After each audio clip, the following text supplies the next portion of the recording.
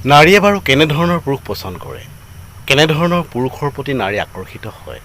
সাধাৰণতে পুৰুষসকলে ভাবে এগৰাকী নাৰীয়ে ষ্টাইলিছ সুন্দৰ চেহেৰা, টকা পইচা আৰু অট্টালিকা থকা ব্যক্তিৰ প্ৰতি সহজে আকৰ্ষিত হয়। কিন্তু পুৰুষৰ এই বস্তুকেইটাৰ বাহিৰেও কিছুমান স্বভাৱ আৰু গুণ দেখি এগৰাকী নাৰীয়ে পুৰুষজনক পচন্দ কৰি পেলায়। এগৰাকী নাৰীয়ে পুৰুষ এজনক মাথো চকুৰে নেচায়, তেওঁ পুৰুষজনৰ চিন্তাধাৰা, ব্যৱহাৰ আৰু অনুভৱবোৰ লক্ষ্য কৰে। প্ৰথম নাৰীগৰাকীয়ে লক্ষ্য কৰে পুৰুষজনে অন্য পুৰুষক কেনে ব্যৱহাৰ কৰিছে।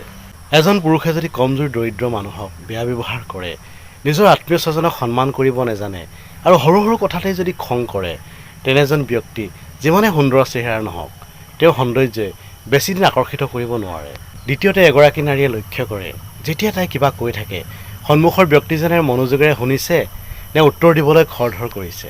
কাৰণ আজিৰ দিনত মনোযোগেৰে কথা শুনা মানুহ বহুত কম হৈ পৰিল। তৃতীয়তে এগৰাকী নাৰীক পুৰুষজনে দামী উপহাৰ দিয়াতকৈ গুৰুত্ব কিমান দিছে সেইটো বেছি লক্ষ্য কৰে। চতুৰ্থতে নাৰী এগৰাকীয়ে পুৰুষ এজনৰ কনফিডেন্স লেভেল, আত্মবিশ্বাস কিমান সেইটো মন কৰে। কিছুমান পুৰুষ একেবাৰে সাধাৰণ চেহেৰাৰ থাকে, ওখ পাখও নহয় আৰু জিমত যোৱা ধুনীয়া আকৰ্ষণীয় বডিও নাথাকে, তথাপি কিন্তু তেওঁলোকৰ ভিতৰত বহুত বেছি কনফিডেন্স, আত্মবিশ্বাস থাকে। বহুতো দুৰ্বলতা থকাৰ পিছতো কনফিডেন্সত থকা ব্যক্তিক নাৰীয়ে পচন্দ কৰে। পঞ্চমত নাৰী এগৰাকীয়ে লক্ষ্য কৰে কোনো ডাঙৰ বিপদ এটা আহিলে পুৰুষ এজনে অন্য মানুহক কেনে ব্যৱহাৰ কৰে। ভাল দিনততো সকলো মানুহ ভাল ভদ্ৰ হৈ থাকে, কিন্তু বেয়া সময়ত খং, ৰাগ, চিন্তা ভাৱনাৰ মাজতহে মানুহৰ আচল স্বভাৱটো দেখা পোৱা যায়। আৰু 6 নম্বৰটো হ'ল যদি পুৰুষ এজন সৰু সৰু কথাত ভাঙি যায়, প্ৰতিটো কথাত প্ৰতিটো কামত অইন মানুহক দুখ দিয়ে, তেনে পুৰুষৰ ইম'চনেল ছেফটিটো শেষ হৈ যায়। তেনে এজন পুৰুষ নিজেই অসহায় হৈ পৰে আৰু তেওঁ অন্য এজন মানুহক কিদৰে সুৰক্ষিত কৰিব। গতিকে ইম'চনেলি ছেফটি দিব পৰা পুৰুষক নাৰীয়ে বেছি পচন্দ কৰে। 7 নম্বৰটো হ'ল চেন্স অফ হিউমাৰ, হাস্যৰসবোধ। অনবৰতে খুব বেছি গহীন আৰু চিন্তিত হৈ থকা পুৰুষক কোনোবাই পচন্দ কৰিব জানো? তাৰ পৰিৱৰ্তে হাঁহিমুখীয়া, ধেমেলীয়া, ৰসাল কথা পাতি পৰিৱেশ এটা সুন্দৰ কৰি তোলা ব্যক্তিক প্ৰতিগৰাকী নাৰীয়েই পচন্দ কৰে। সেইবুলি আকৌ অনাহকত হাঁহি থকা মানুহক কোনোৱে ভাল নাপায়।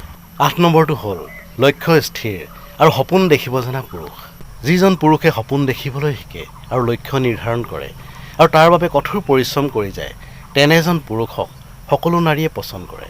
9 নম্বৰটো হ'ল মিছলি আৰু সন্দেহবাদী পুৰুষ। নাৰীয়ে পুৰুষৰ মিছা কথাবোৰ অতি সহজে ধৰা পেলাব পাৰে।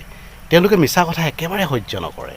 পুৰুষ এজন যিমানে ধুনীয়া, হাঁহিমুখীয়া, স্মাৰ্ট হ'লেও যদি তেওঁ বিশ্বাসী নহয়, যদি তেওঁ মিছলি আৰু সন্দেহবাদী হয়, তেনে এজন পুৰুষক নাৰীয়ে কেতিয়াও পচন্দ নকৰে। আৰু ইয়াৰ বিপৰীতে স্পষ্টবাদী আৰু সঁচা কথা কোৱা পুৰুষক প্ৰত্যেক নাৰীয়ে ভাল পায়। আচলতে নাৰীয়ে কোনো বয়ফ্ৰেণ্ড নিবিচাৰে। নাৰীয়ে আচলতে এনে এজন পুৰুষ বিচাৰে যাৰ লগত তাই নিজকে নিজৰ দৰে স্বাধীনভাৱে জীয়াই থাকিব পাৰে। তাই নিজকে যেন সলনি কৰিবলগীয়া নহয়।